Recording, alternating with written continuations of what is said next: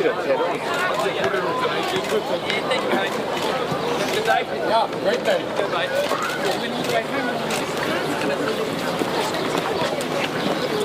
Well, kia ora, good afternoon everybody. Welcome to Rātana. It's been an absolutely fabulous day and with that, happy to take your questions. What did you make of the criticism there about multiple government policies from one of the speakers there?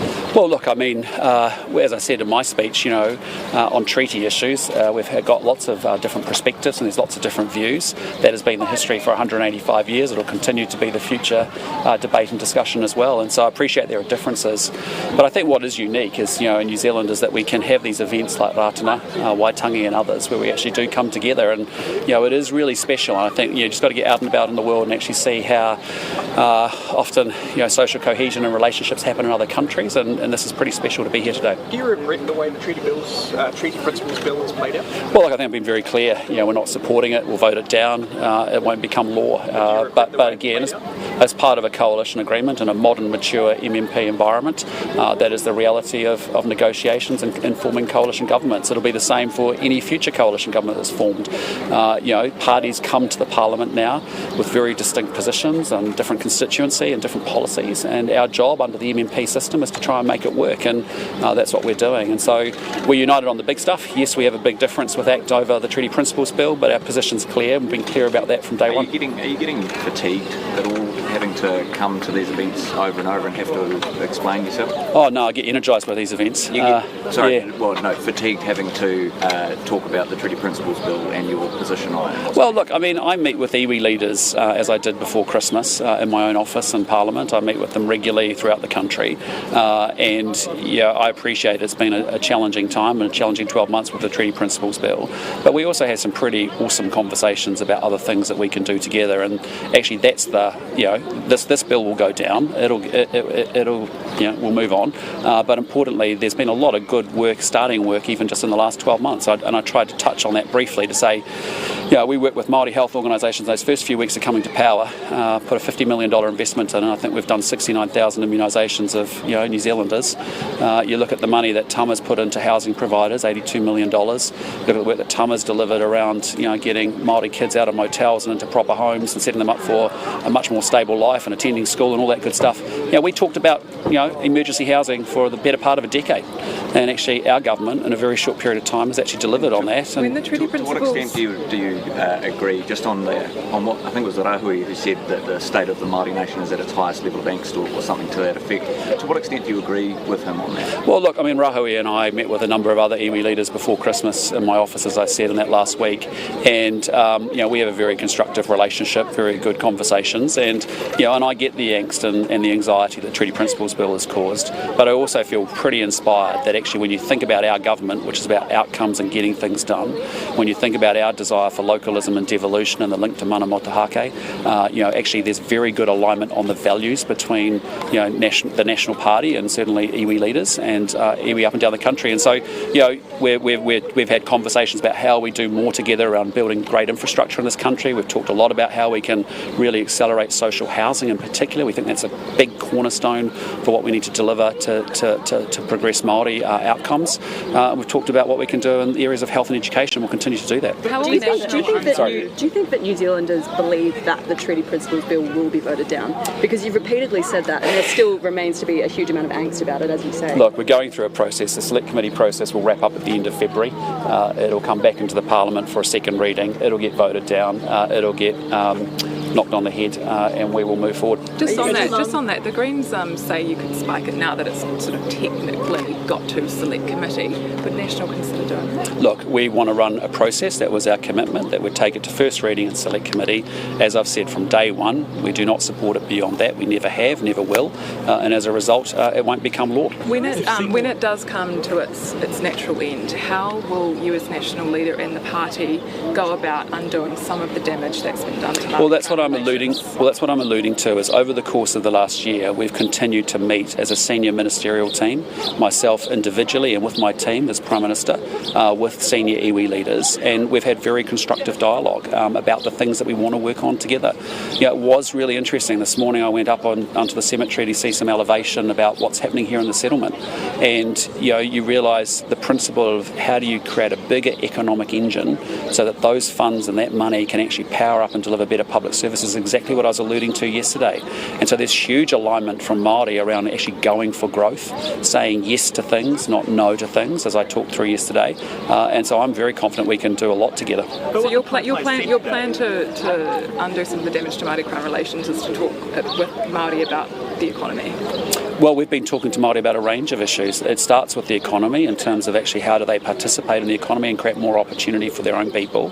It starts with them talking about what we're doing on social housing. We've got some great models emerging around business, iwi and government working together. If you think about some of the social housing projects that Tama has recently announced and we've been working with, the projects that I've visited in the Tairāwhiti and other parts of the country, we've got a big opportunity around education to make sure we improve educational outcomes. So those are the things that really matter, because in 20 years' time we can't be having the same conversation. We need growth, we need Māori to do well, we need all of New Zealand to do well. Treaty settlements, you mentioned that in your treaty settlements. There were some coming down the line. Yeah, we've advanced 8 treaty settlements in the course of the last 12 months. We obviously have, as I said, the Taranaki Maunga settlement coming to Parliament next week, which will be a big deal and a major milestone. But I think there's a lot more that we need to step that up, and the reason's very simple: is that when iwi actually have got through a treaty settlement process, it actually sets them up for actually future prosperity, and that's important. And when you've got prosperity and when you've got a bigger economic engine, that actually means that you can support your people in a much better way. Is there any world where you will sell off more state assets? Well, look, I mean, I'm open to the conversation, but as I said at the beginning of coming to government, it's not something on our agenda right now. What is on our agenda is actually how we accelerate economic growth, but it's something that I'm open to discussing further in the longer term. State houses, David Seymour says he's currently negotiating to sell off state houses in the budget. Is that going to happen? As I said, we've said we won't be selling state assets. What we're doing, wholesale sale of state assets. What we're focused on is making sure we actually grow the economy. And for us, and Nicola being minted as our newly appointed Minister for Economic Growth, she's very fixated on driving our economic growth plan. Do you think that David Seymour should have been here today rather than delivering? Oh, look, there are decisions for him, and ultimately that's up to him to decide whether he does or doesn't want to be here. I've always come. I always find it a really special event. I think, and I think other political leaders are the same. It does leave questions about the treaty principles well up to you rather than him, though. And concern was raised about it last year, it was raised this year. How concerned are you about it leading into political capital? Look, I mean, as I've said before, there's no doubt about it, it's caused anxiety on all sides of the debate. We are where we are because of, I think, the previous government not making the case for the changes that it was driving through that period of time, and creating that division. But as I've said consistently, you don't rewrite the treaty with a simple stroke of a pen. We work. Yeah, sure, but the reality is it will pass. We've got one more month of submissions, and then the bill will be killed. If Seymour comes back after the next election and says he'll only support you and you need him, he only supports you if he gets a public referendum on his bill, will you refuse? Yes, I would. It's a no for me. Are you confident that you can repair that division and repair that relationship with Māori and the Crown going forward? Yeah, look, I mean, in the conversations with iwi leaders that I had before I came to politics, when I was in opposition and now as Prime Minister, there is real common ground, as I said, in the values of the National Party, which is we don't believe in centralisation and massive control from Wellington. We want to empower the communities to actually get the work done themselves.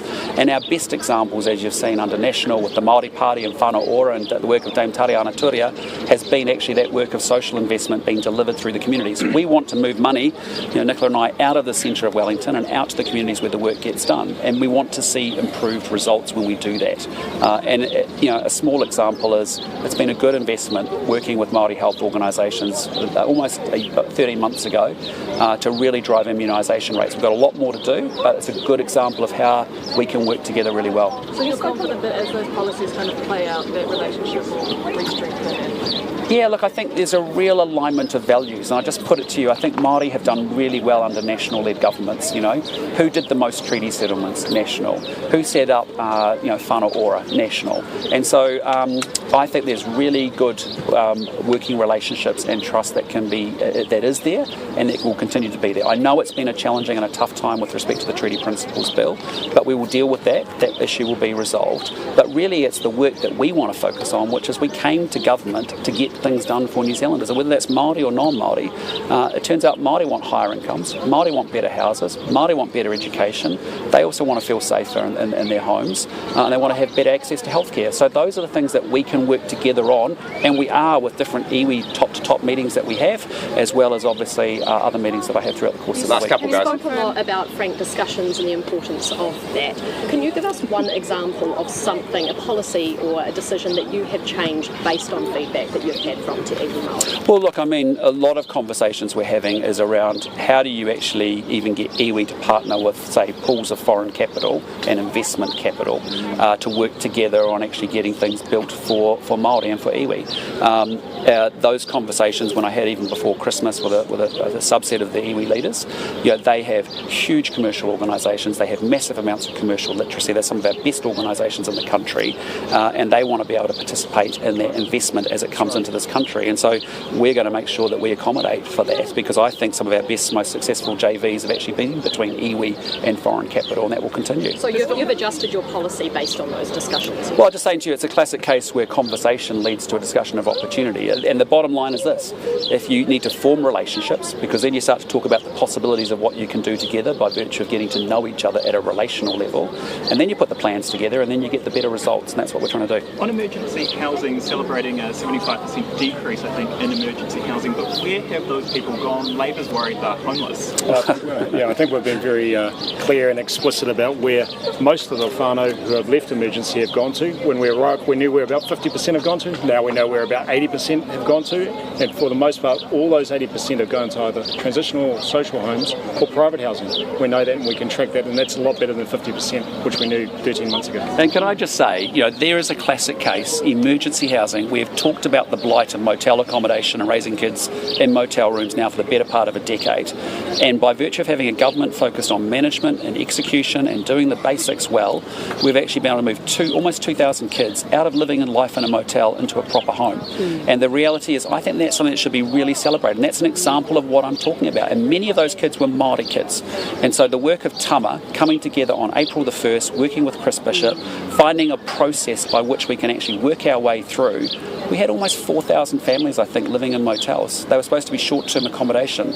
You end up living there for a year, raising your kids there. That's unacceptable. All New Zealanders felt bad about that, yet we've delivered on that, and I look forward to you guys reporting about it. Were you worried about job seeker numbers going up? No, to be expected, but as Nicola and I have been talking about, the reality is when you spend more, you drive inflation up, you drive interest rates, the economy goes into recession, and the lag effect is that people start laying off workers, and that's the experience we've been in the last 6 months in particular. Our focus, as you heard yesterday, is to go for growth, and I'll let Nicola say a few things on that.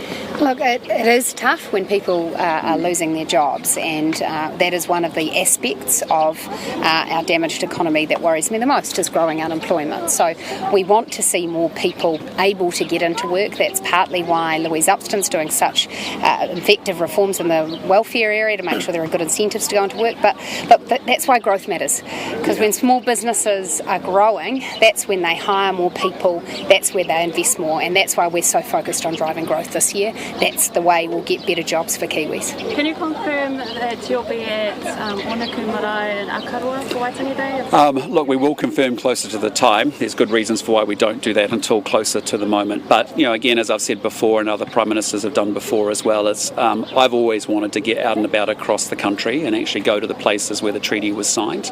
I think that actually helps build it as a bigger event throughout the whole of the country. And I've had a number of very kind iwi who have very generously offered to host us, and so we will confirm that shortly, but close to the time. Cool. In your State of the Nation speech, there was little detail about Māori policies. So what Māori policies are most important to you and your government? Well, I just disagree completely, because I just say to you, Māori want higher incomes, Māori want better housing, they want better social outcomes, they want to feel safer in their homes and their communities as well. And what we have to do in this country, after 30 years where everyone's working incredibly hard, we want to lift our collective living standards, and the way that we do that is a ruthless focus on economic growth. There is huge opportunity in my conversations with iwi leaders about how they participate in investment and actually how we work together to drive better economic outcomes for Māori. So, I just say, a government that is ruthlessly focused on improving the economic and enlarging the economic engine for all New Zealanders, Māori or not, is actually a really good thing, and that's the job of the coming 12 months for sure. Thanks, guys. Okay, thanks, team. Cheers. Appreciate it. Sorry.